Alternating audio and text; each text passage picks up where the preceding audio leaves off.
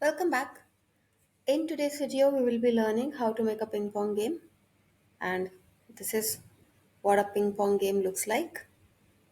With the help of this paddle, we are playing this game, and when the ball touches this red line, the game will stop.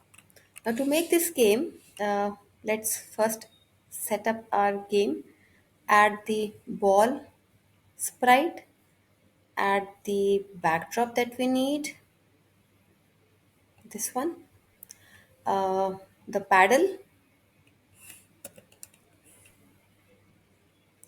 If you want, you can increase the size of the paddle, make it 150.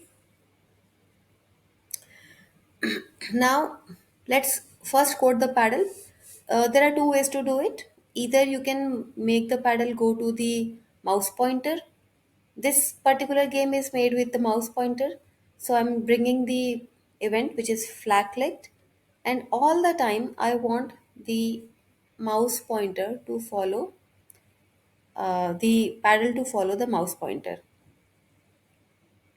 So if you see, uh, this is fine. Wherever the mouse pointer is going, the paddle is following it. Now, let's make the ball move again on the same event. When flag is clicked, I'll stop it. Yeah, when flag is clicked, I want the ball to start from the middle of the stage. So I'll go to the motion and bring the go to so that the paddle and ball are never touching each other. Uh, so it should start with the center of the stage. Now the ball should move all the time. Now I'll bring move here, uh, and I'll because it has to move all the time. I'll put it in forever. Let's see what happens. So the ball went to the edge and now it's not coming back. So to bring it back, we will use if on edge bounce, and let's test again. So the ball is bouncing off the edge, but it is only going sideways. It is not going all around the stage. So for that, we will change the direction of the ball. So right now it is going 180 flat. We will make it go point in a direction which is almost 45, and we will not put it in forever, otherwise it will be stuck at that direction only.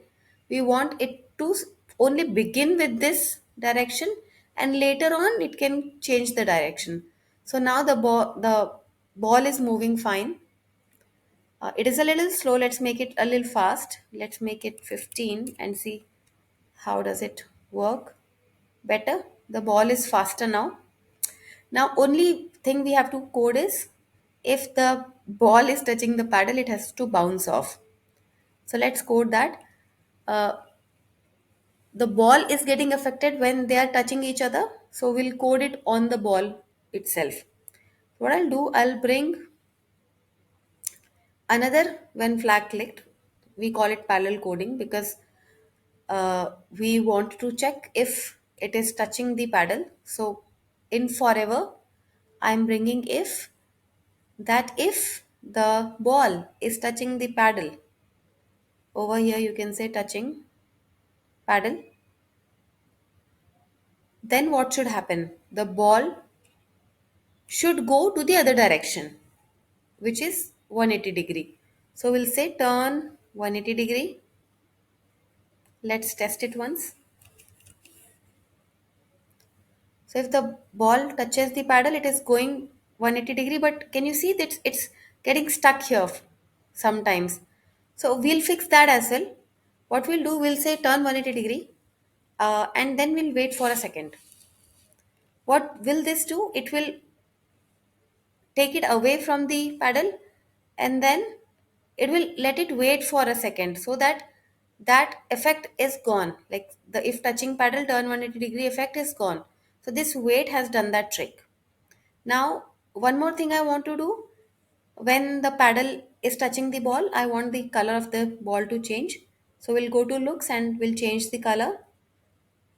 You can make it whatever you want, make it 5, 10. I've made it 10. Now, let's test it again.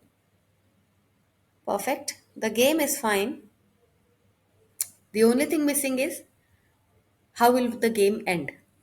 So for that, we'll add another sprite which is line.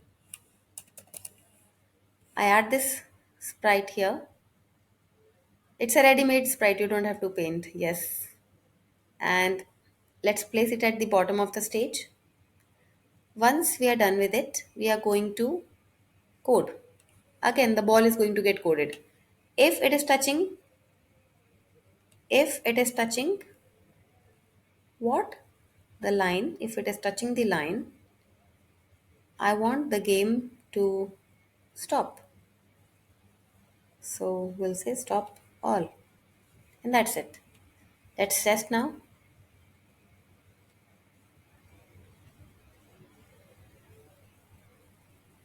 If you feel the game is very predictable because of the point in direction, what you can do, you can use this pick random. You can add this pick random here, or you can also pick it here, like put it here, and make the range from 170 to 190 maybe 190. So whenever it will hit the paddle, it will go in some other direction, not particularly in the same direction,